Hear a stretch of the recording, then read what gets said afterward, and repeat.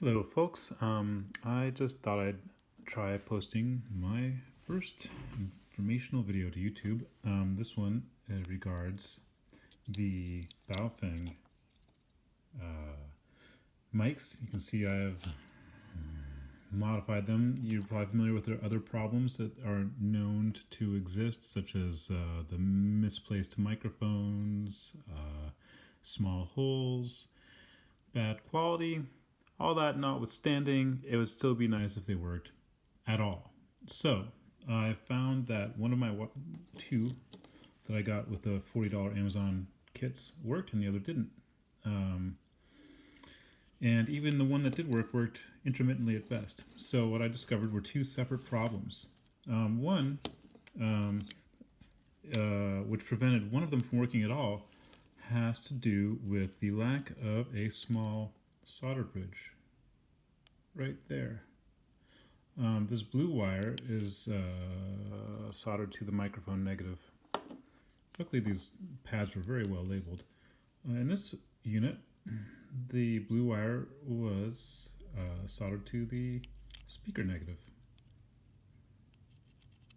There's no bridge. As a result, the microphone negative is not serviced by ground.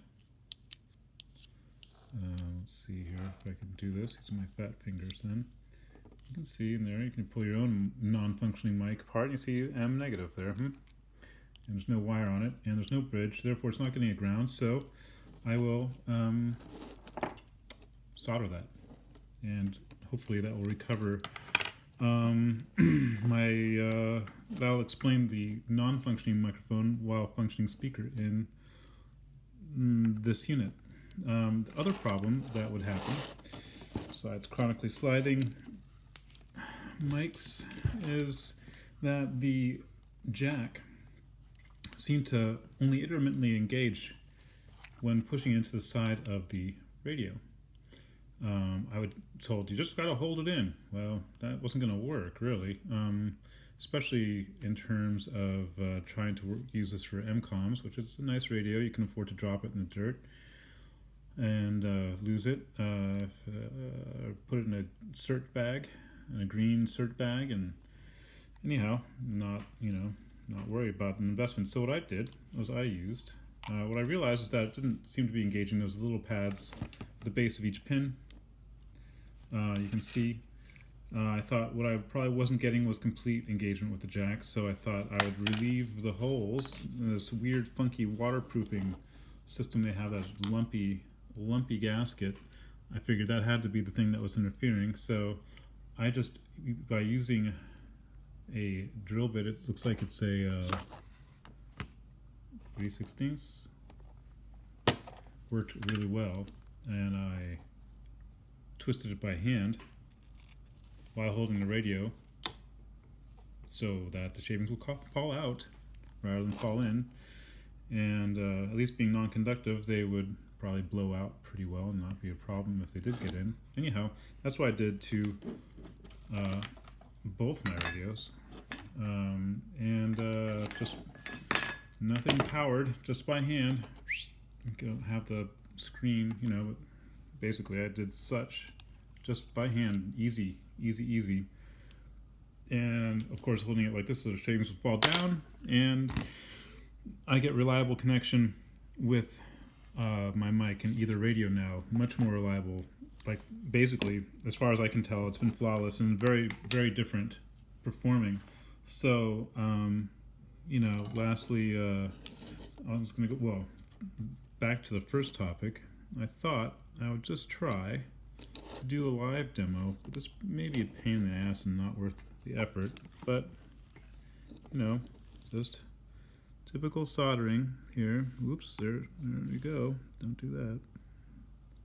And you'd think it'd be pretty easy to make a bridge. I don't really know what the PCB's been treated with. I don't really know what I'm burning on the back side of this thing, but it looks like I might be in luck. I don't think we don't need to be doing rocket science here. So,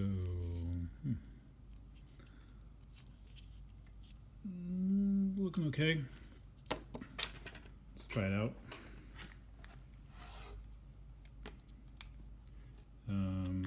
I might edit this part of the video out, but did I even plug in the correct one? Nope.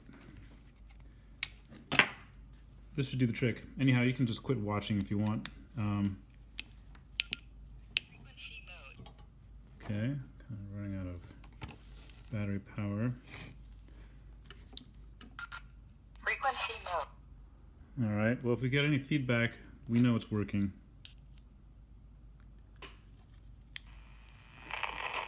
KN6 BBF.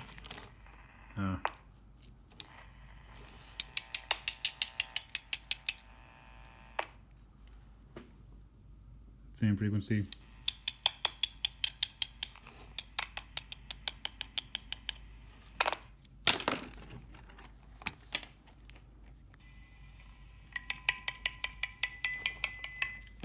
Well, what can I say?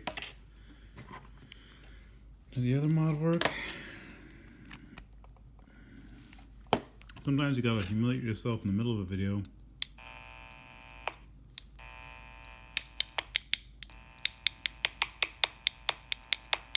Well, you know, maybe I'm getting something.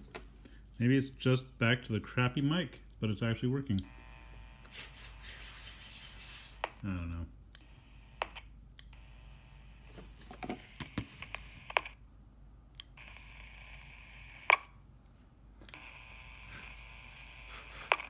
Well, you see, this is the issue I was having, was that I would get a mic click, I would get a speaker click on the other radio, but I wouldn't get mic response. I'm not hearing anything coming through the audio of the receiving radio. So if anyone has any other suggestions, feel free to point out my stupidity or lack of insight. This bridge is pretty solid though. Maybe I could try just simply jumping a wire over. So, you know, I'm gonna have to experiment with video editing. Let's do this. Be back.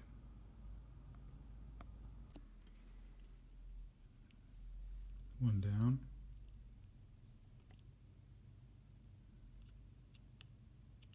Pretend. Hopefully this other wire doesn't pop loose.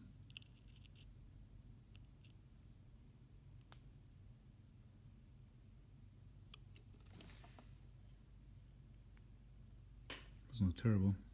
Looks a little close to that other solder pad. Well, that's annoying. I'll have to file that out. Yeah, I'll scrape that out. Be right back. Okay, well, I'm being lazy. I thought rather than file it, I would just check it for continuity first. So, continuity checker is on. Nothing. Got something there. Nothing there.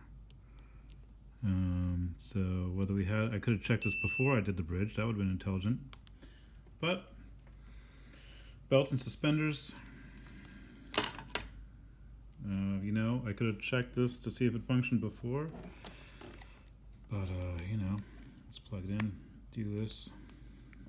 Now we'll know for sure if it's just junk, or recovered junk. Okay. Should be some monstrous feedback here. So it could be that there were other errors made in the making of this particular unit besides the one that I discovered. However, I did find that recessing those ports by, you know, at least the depth of these jack bases seem to give me reliable feedback. So yes, your jack will plug in every time. So that much is good. All right. Well, hope this helped somebody out there. YouTube can be a pretty tough audience, but I'm gonna risk it. Hey folks,